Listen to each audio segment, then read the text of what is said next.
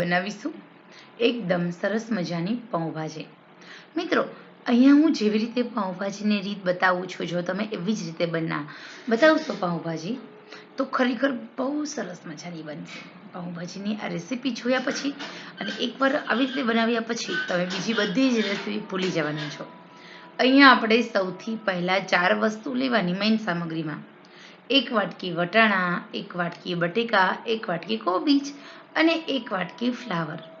આ 4 વસ્તુમાંથી બનતી પાઉંભાજી અને સાથે 3 ચમચી જેટલું લસણ, 2 ટામેટાં અને સાથે આપણે ડુંગળી 2 થી 3 નાની નાની ડુંગળી હોય એની પેસ્ટ બનાવી લેવાની। અને એ ઉપરાંત પાઉંભાજી મસાલો તો ખરો જ। તો ચાલો હવે સૌથી પહેલાં આપણે પ્રેશર કુકર લઈએ અને આ પ્રેશર કુકરમાં આપણે બાફી લઈશું બધી જ વસ્તુ। તો અહીંયા બધી જ વસ્તુ આપણે પાણીથી ધોઈ લીધી હતી પહેલાં, અને પછી આવી રીતે મેઝરમેન્ટ સેટ કરવા માટે અલગ અલગ મૂકેલી છે। વટાણા કેવી રીતે ઉમેરવા? તો પહેલાં આપણે થોડા વટાણા ઉમેરવાના બાફવામાં અને બાકી બીજા વટાણા ઉમેરવાના। 1 ગ્લાસથી થોડું ઓછું, પોણો ગ્લાસ જેટલું પાણી ઉમેરવાનું। નમક ઉમેરી આશરે 2 વ્યક્તિ ખાઈ શકે એટલી આ પાઉંભાજી બને છે, અને સાથે આપણે થોડું નમક ઉમેરી દઈએ। અને નમક ઉમેર્યા પછી આપણે કુકરનું લીડ બંધ કરી દઈએ અને 4 થી 5 સીટી એકદમ મસ્ત થવા દઈએ। ઓકે, તો ચલો હવે આપણે સૌથી પહેલાં પ્રેશર કુકરની સીટી વગાડી લઈએ 3 થી 4, અને પછી આપણે જોઈએ કે આપણી કેવી રીતે રસોઈ બની છે। 4 સીટી પછી અહીંયા આપણે જોઈએ તો આપણે લીડ ઓપન કરીશું। એકદમ મસ્ત મજાની, સરસ મજાની આપણી પાઉંભાજી માટેની જે વાનગીઓ છે, બધી સબ્જી છે બફાઈ ગઈ છે।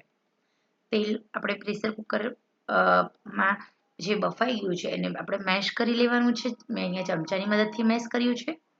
તેલ મૂકીશું તો વધારે તેલ નહીં, માત્ર 4 ચમચી તેલ મૂક્યું છે મેં, કારણ કે બધું શાક આપણું ટોટલ 500 ગ્રામ થાય છે એટલે।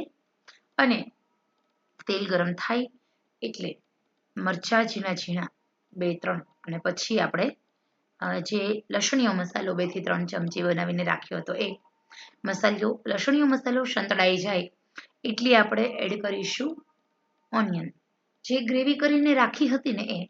હવે આ ઓનિયનને આપણે 3 મિનિટ સુધી સાંતળવા દેવાની છે। ઓનિયનમાં રહેલો પાણીનો ભાગ બાળી દેવાનો। જો તમે આવી રીતે પાઉંભાજીનો વઘાર કરશો તો તમારું પાઉંભાજી બહુ ટેસ્ટી બને છે। જે લોકોને ખરેખર પાઉંભાજી નથી ભાવતી એ લોકોને પણ ભાવે છે। બજારમાં તેલ અને મસાલા જેટલા હોય છે, આપણે ઘરે બનાવીશું તો બહુ સરસ બને છે। અહીંયા આપણે મોટા 2 ટામેટાં છે એને મિક્સરમાં પ્યુરી બનાવી લીધી છે। પ્યુરીને આપણે સાંતળી લઈશું। જ્યારે ડુંગળી 3 મિનિટ સુધી સંતળાઈ જાય એ પછી ટામેટાની પ્યુરીને પણ આપણે સાંતળી લેવાની છે 2 મિનિટ સુધી। ટામેટાની આ પ્યુરી છે એ આવી રીતે સાંતળવાથી ખરેખર જે પાઉંભાજી જે હોય છે એકદમ મસ્ત બ્રાઉન બને છે।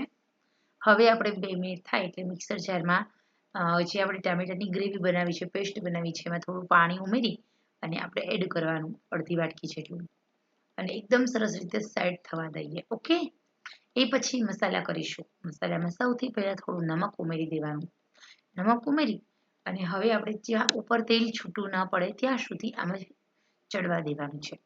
ગેસની આંચ સ્લો ટુ મીડિયમ રાખવાની, નહીંતર આજુબાજુમાં ઉડશે અને આપણો ગેસ ગંદો થશે, બાજુના વાસણ ગંદા થશે। નવી રસોઈ શીખતી બહેનો ખાસ આ રેસીપી જુઓ। ખરેખર એકદમ સરસ રીતે, એકદમ મસ્ત મજાની ટેસ્ટી એવી પાઉંભાજી, બોમ્બે સ્ટાઇલ પાઉંભાજી બનાવવી હોય તો આ રીત છે। હવે આપણે તેલ છૂટું ન પડે ત્યાં સુધી સાંતળીશું। ફરતું તેલ છૂટું પડે એ પછી મસાલા કરવાના છે। મસાલો કરવાની ખૂબી છે, અહીંયા આપણે પાઉંભાજીનો મસાલા સાથે બીજો એક મસાલો ઉમેરીશું, જેના કારણે તમારી પાઉંભાજી બજાર કરતાં પણ વધારે ટેસ્ટી બને।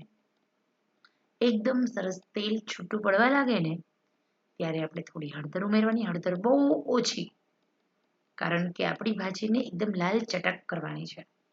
કશ્મીરી મરચું 2 અડધી ચમચી, રેશમ પટ્ટો મરચું, નમક, ધાણા જીરું, નમક આપણે શાકભાજી બાફ્યા ત્યારે ઉમેર્યું છે। પાઉંભાજી મસાલો અડધી ચમચી અને અડધાની અડધી ચમચી મેગી મેજિક મસાલો. આટલી વસ્તુ ઉમેરી હવે આપણે ફરી હલાવી લઈશું. હવે જ્યાં સુધી તેલ છૂટું ન પડે ત્યાં સુધી આપણે આમ જ હલાવવાનું છે. અહીંયા આપણા મસાલા બધા એકદમ સરસ સેટ થયા છે. જોજો ખારી ન થઈ જાય, કારણ કે આપણે ટામેટા જ્યારે સેટ કર્યા ત્યારે પણ નમક, અત્યારે નમક, એટલે નમક આપણે એ જ રીતે ઉમેરવાનું. જો પછી વધારે નમક થઈ જશે ને તો ખારી થઈ જશે.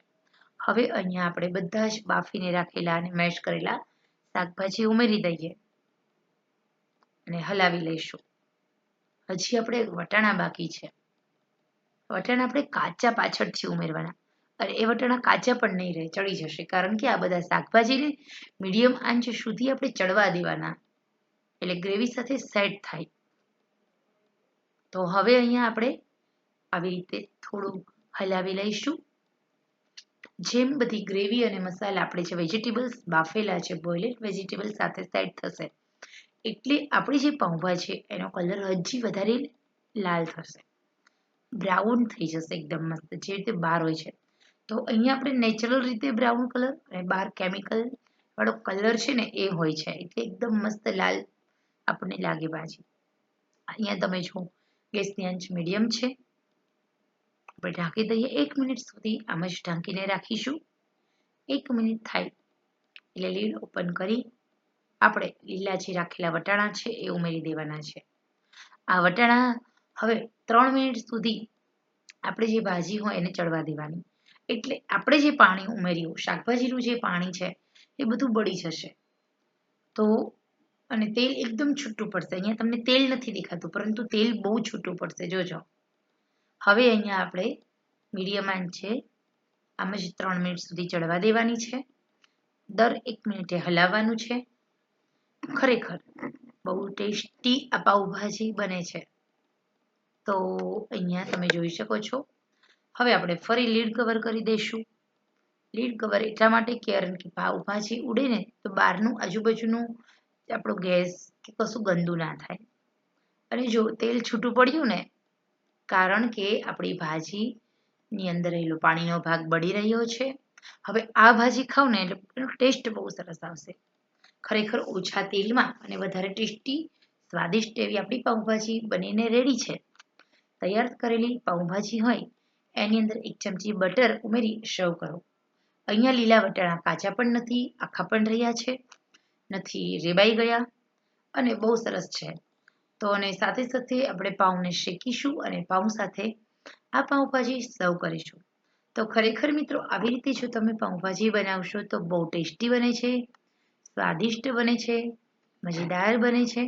તો આજની આ રેસીપી આપ સૌને પસંદ આવી હોય તો લાઈક, શેર અને સબસ્ક્રાઈબ કરશો.